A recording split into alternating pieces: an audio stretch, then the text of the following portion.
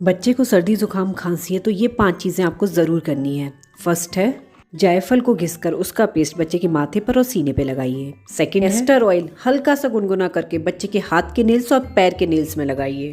Next है सरसों का तेल या फिर देसी घी में 1 चुटकी नमक मिलाइए, उसे अच्छे से मिक्स कर लीजिए और उससे बच्चे के तलवे की मालिश ज़रूर करिए डेली।